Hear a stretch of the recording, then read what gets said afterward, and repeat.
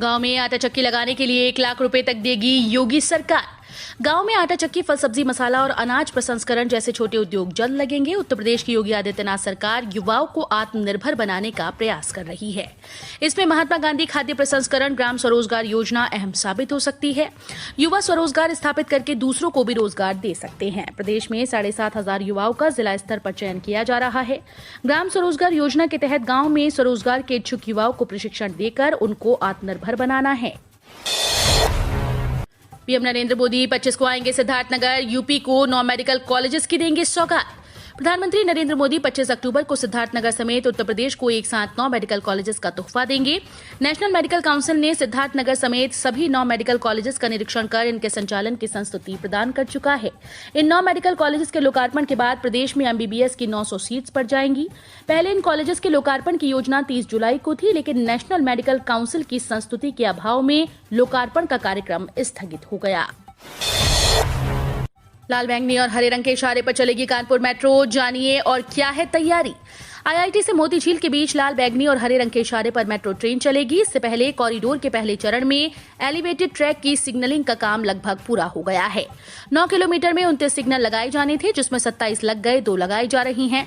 जो सिग्नल लगाए गए हैं उसमें लाल रंग ट्रेन को रुकने का संकेत देगा, जबकि बैंगनी रंग का सिग्नल होने पर ट्रेन को एक निर्धारित गति सीमा पर आगे बढ़ने की अनुमति होगी। इस रंग का संकेत तब मिलता है जब ट्रैक पर कुछ ही दूरी पर दूसरी ट्रेन भी मौजूद हो। हरे रंग का सिग्नल तब मिलेगा जब आगे का रूट पूरी तरह से क्लियर हो। सीएम के ड्रीम प्रोजेक्ट में फर्जीवाड़े के दोषी अफसर पर होगी कार्रवाई। 258 फर्जी आवेदकों पर भी एक्शन। कन्या सुमंगला योजना में फर्जीवाड़ा करने वाले अफसर और कर्मचारियों पर जल्द गाज गिरेगी। 258 फर्जी आवेदकों के खिलाफ भी कार्रवाई होगी। डीएम ने सभी एसडीएम और खंड विकास अधिकारियों को कार्रवाई करके आज 16 अक्टूबर तक रिपोर्ट तलब की। सीएम के ड्रीम प्रोजेक्ट कन्या सुमंगला योजना में बड़े पैमाने पर फर्जीवाड़ा किया गया। सीडीओ डॉक्टर महेंद्र कुमार की सूझबूझ से बड़ा फर्जीवाड़ा रुक गया। जांच में एक साथ 258 आवेदन फर्जी निकले थे। अपात्र आवेदनों में लेखपाल और बीडीओ ने फर्जी रिपोर्ट लगाकर सभी को पात्र बना दिया। चीफ जस्टिस के हाईकोर्ट में रहने तक ऑफिस नहीं छोड़ेंगे रजिस्ट्रार, ज्वाइंट रजिस्ट्रार व डिप्टी रजिस्ट्रार। इलाहाबाद हाईकोर्ट के महानिबंधक ने निर्देश जारी कर कहा कि कोई भी रजिस्ट्रार, ज्वाइंट रजिस्ट्रार व डिप्टी रजिस्ट्रार तब तक अपने अपने ऑफिस नहीं छोड़ेंगे जब तक चीफ जस्टिस हाईकोर्ट में उपस्थित रहेंगे। रजिस्ट्रार जनरल ने ये निर्देश जारी किया। चीफ जस्टिस को जुडिशियल के अलावा कई प्रकार के प्रशासनिक काम भी करने होते हैं। ये काम चीफ जस्टिस सुबह 10 बजे से कोर्ट में बैठने से पहले या शाम को कोर्ट का काम समाप्त करने की बात करते हैं। इंडिगो से प्रयागराज से इंदौर के लिए महज 2 घंटे में पूरी होगी हवाई यात्रा। 3 नवंबर होगी शुरुआत। प्रयागराज से इंदौर के लिए अब यात्री हवाई सेवा का आनंद ले सकेंगे। प्रयागराज से इंदौर आने जाने के लिए सिर्फ ट्रेन की सुविधा है, कोई फ्लाइट की सुविधा नहीं है। ऐसे में इंडिगो की तरफ से आगामी 3 नवंबर से संगम नगरी से इंदौर के लिए हवाई यात्रा शुरू होगी। ये यात्रा नियमित रहेगी। धर्मनगरी प्रयागराज से कारोबारियों के शहर इंदौर की दूरी फ्लाइट के जरिए कुछ चंद घंटों में रह जाएगी। सब्जियों के निर्यात का हब बना पूर्वांचल। खाड़ी देशों में भेजी जा रही हैं सब्जियां। उत्तर प्रदेश का पूर्वांचल क्षेत्र सब्जियों के निर्यात हब के रूप में उभर रहा है। कोविड-19 महामारी के बावजूद ताजी हरी सब्जियों की बड़ी खेप पूर्वांचल से खाड़ी देशों में भेजी गई। 2 साल से भी कम समय में ये दूसरी बार है, जिसके चलते किसानों को आय के मामले में काफी लाभ हुआ। राज्य सरकार की एक प्रवक्ता के अनुसार प्रयागराज, भदोही और वाराणसी से 2 मीट्रिक टन सब्जियों को लेकर एयर इंडिया एक्सप्रेस का एक विमान लाल बहादुर शास्त्री अंतर्राष्ट्रीय हवाई अड्डे से दुबई और संयुक्त अरब अमीरात के शारजा पहुंचने के लिए रवाना हुआ। गांव में जमीन के विवाद को जड़ से खत्म करेगी योगी सरकार। बंटवारे में नहीं आएगी मुकदमे की नौबत। उत्तर प्रदेश की योगी आदित्यनाथ सरकार ने गांव में जमीनी विवाद को जड़ से खत्म करने की योजना बना ली। गांठी के सह खातेदारों के बीच अपने अपने हिस्से की जमीन के बंटवारे के लिए अब मुकदमेबाजी की नौबत नहीं आएगी। सह खातेदारों के बीच हिस्से का बंटवारा पंचायत स्तर पर होगा। राजस्व परिषद ने जिलाधिकारियों को निर्देश दिया कि जिन राजस्व गांव में खतौनी का पुनरीक्षण और अंश निर्धारण का काम पूरा किया जा चुका है, वहां सह खातेदारों के बीच गांठों के भौतिक विभाजन की योजना तैयार कर उससे अमली जामा पहनाया जाए। 18 अक्टूबर को 6 घंटे तक किसान रोकेंगे रेत। संयुक्त किसान मोर्चा केंद्रीय मंत्री अजय मिश्रा टेनी के खिलाफ कार्रवाई नहीं होने के विरोध में 18 अक्टूबर को 6 घंटे के लिए रेल यातायात रोकेंगे। एसकेएम का कहना है कि टेनी लखीमपुर की घटना के आरोपी हैं, जिसमें 3 अक्टूबर को 4 किसानों सहित 9 लोग मारे गए थे। किसानों ने मंत्री पर आपराधिक साजिश का आरोप लगाया और उनके बेटे को 4 किसानों और एक पत्रकार की हत्या के आरोप में गिरफ्तार किया गया।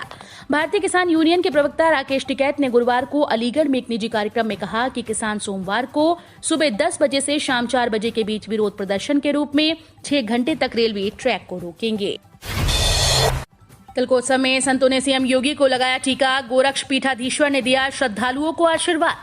विजयदशमी पर गोरखनाथ मंदिर में आयोजनों का सिलसिला शुक्रवार सुबह से शुरू हो गया। मुख्यमंत्री और गोरक्ष पीठाधीश्वर महंत योगी आदित्यनाथ को संतों ने टीका लगाया। तिलकोत्सव कार्यक्रम में शामिल होने के लिए सुबह से ही कतार लगी थी। मुख्यमंत्री मंदिर के तिलक हाल में आसन लगाकर बैठे थे। कतारबद्ध लोग बारी बारी आकर उन्हें तिलक लगा रहे थे। मुख्यमंत्री भी तिलक लगाकर लोगों को आशीर्वाद दे रहे थे। अखिलेश यादव का सॉफ्ट हिंदुत्व, धार्मिक प्रतीकों के जरिए सपा का वोटों के ध्रुवीकरण पर जोर। उत्तर प्रदेश में 5 साल पहले बने चुनावी मंजर को समाजवादी पार्टी अब बदलने की कोशिश में है। विजय रथ यात्रा इसका सबब बनने जा रही है। अब अखिलेश उसकी काट के लिए खुद को नर्म हिंदुत्व के प्रतिनिधि के तौर पर पेश करने की मुहिम को और धार देनी शुरू कर दी। अखिलेश यादव एक और खुद को असली केशव के वंशज बता रहे हैं तो वो उन बातों से परहेज भी कर रहे हैं जिससे उन पर मुस्लिम तुष्टीकरण का आरोप लगाने का मौका भाजपा को मिले। रेलवे 23 रुपए में 10 किलो तक का पार्सल कानपुर से दिल्ली पहुंचाएगा। बुकिंग एजेंट तैयार। छोटे पार्सल बुकिंग को बढ़ावा देने के लिए रेलवे ने नई कार्य योजना तैयार की। रेलवे छोटे पार्सल्स को सुरक्षा की गारंटी के साथ समय पर गंतव्य तक पहुंचाएगा। अधिकतम 10 किलो तक का पार्सल आर बुकिंग के तहत 23 रुपए में दिल्ली पहुंच जाएगा। इसके लिए शहर में आधा दर्जन बुकिंग एजेंट तैनात करने की योजना को मूर्त रूप देना शुरू कर दिया गया। रिटायर आईपीएस अमिताभ ठाकुर की निगरानी याचिका पर सुनवाई 20 को। रिटायर आईपीएस अमिताभ ठाकुर ने जेल से निगरानी याचिका भेजकर सीजेएम लखनऊ के उस आदेश को चुनौती दी है जिसके तहत न्यायिक अभिरक्षा को अवैध करार देने की मांग वाली अर्जी को निचली अदालत ने खारिज कर दिया। सत्र न्यायाधीश के समक्ष निगरानी याचिका की ग्राह्यता पर आगामी 20 अक्टूबर को सुनवाई होगी। बीजेपी में शामिल होने को तैयार सहयोगी, राजभर पर भड़की एआईएमआईएम, गठबंधन तोड़ने की दी धमकी। यूपी विधानसभा चुनाव होने में अब कुछ महीने ही बचे हैं। ऐसे में पार्टीज की आपसी सियासत ने नया रूप ले लिया। इसी कड़ी में एआईएमआईएम के सहयोगी ओम प्रकाश राजभर ने फिर से भाजपा के साथ हाथ मिलाने की इच्छा जताई। इस खबर को एआईएमआईएम ने तगड़ा झटका लगा दिया। बता दें कि आगामी चुनाव के लिए दोनों ने ही साथ मैदान में उतरने का फैसला लिया था। हालांकि अब बीजेपी के साथ गठबंधन करने की इच्छा पर एआईएमआईएम ने भागीदारी संकल्प मोर्चा को करारा जवाब मिला। मेरी प्राथमिकता अब भी समाजवादी पार्टी, भाजपा को हटाने के लिए सभी हों एकजुट।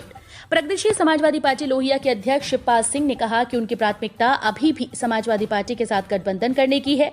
शिवपाल ने शुक्रवार को पत्रकारों से बात करते हुए कहा कि इस बार का चुनाव महाभारत की तरह है। भारतीय जनता पार्टी के कुशासन के खिलाफ धर्म युद्ध में गरीब, मजदूर, किसान और युवा उनका रथ बने हैं। रबी सीजन में इन उर्वरकों पर सरकार देगी 28,655 करोड़ रुपए की सब्सिडी। रबी सीजन की बुआई के साथ ही उर्वरकों की मांग भी तेजी से बढ़ गई। फसलों के अच्छे उत्पादन के लिए एनपीके खाद का उपयोग किसानों के द्वारा किया जाता है। किसानों को रबी फसलों की बुआई के लिए सस्ती कीमतों पर खाद उपलब्ध हो सके, इसके लिए केंद्र सरकार ने वर्ष 2021-22 के रबी सीजन के लिए उर्वरक पर सब्सिडी की दर जारी कर दी है। इससे किसानों को मिलने वाला उर्वरक सब्सिडाइज होगा। केंद्र सरकार ने नाइट्रोजन, फॉस्फेरस, पोटाश और सल्फर जैसे उर्वरकों पर अलग अलग सब्सिडी देने का फैसला किया है। भारतीय नौसेना में भविष्य बनाने का सुनहरा मौका, देखिए कैसे लगा सकते हैं गहरे समंदर में देश सेवा का गोता। युवाओं को भारतीय नौसेना में सुनहरा भविष्य बनाने का खास मौका निकला है। इंडियन नेवी ने 300 पदों पर भर्ती निकाली। इसका ऑफिशियल नोटिफिकेशन जारी कर दिया गया। इसके लिए 29 अक्टूबर 2021 से आवेदन की प्रक्रिया शुरू की जाएगी। भारतीय नौसेना में भर्ती के लिए योग्य उम्मीदवार इंडियन नेवी रिक्रूटमेंट की ऑफिशियल वेबसाइट joinindiannavy.gov.in पर जाकर आवेदन फॉर्म भर सकते हैं। प्रदेश में अब तक कुल 8,11,17,819 सैंपल की जांच की गई।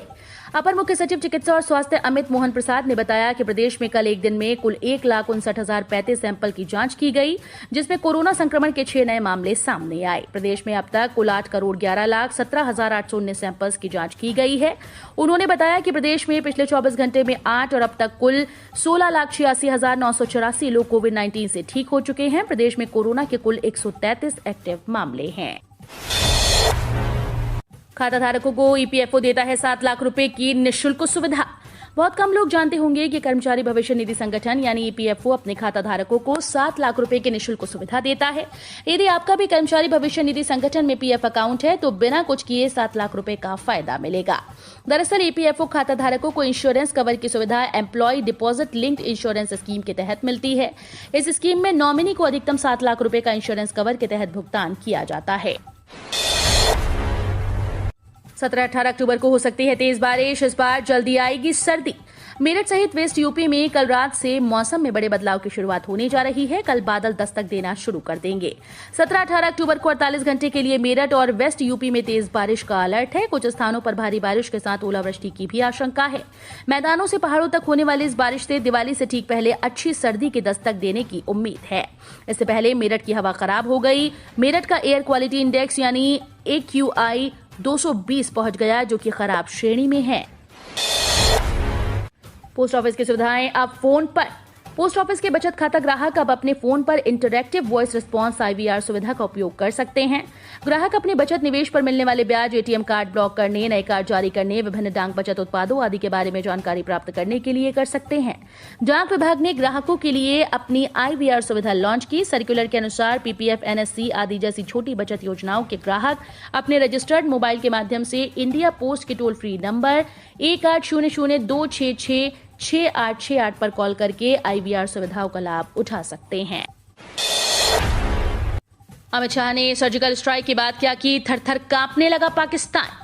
गृह मंत्री अमित शाह ने सर्जिकल स्ट्राइक का क्या जिक्र किया, पाकिस्तान थर-थर कांपने लगा। इस बयान के बाद आतंकवाद को बढ़ावा देने वाले पाकिस्तान को शांति की बातें याद आ रही हैं।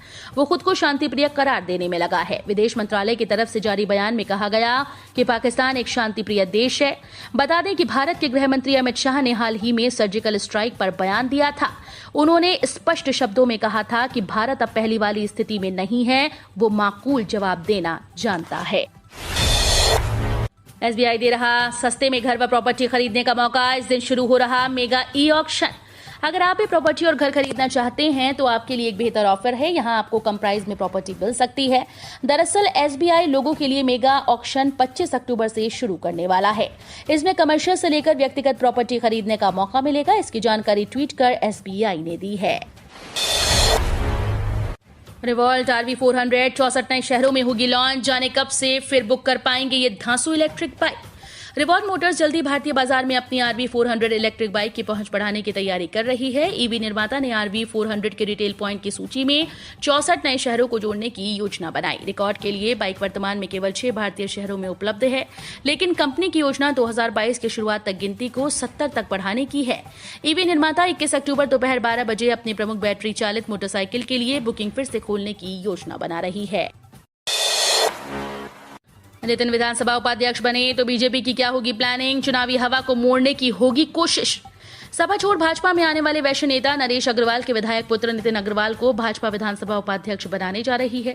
इस फैसले के जरिए पार्टी की योजना हरदोई और उसके आसपास के क्षेत्र की चुनावी हवा अपने पक्ष में मोड़ने की है। पार्टी इस इलाके में नरेश अग्रवाल के राजनीतिक प्रभाव और उनके समाज में पैठ को भुनाना चाहती है।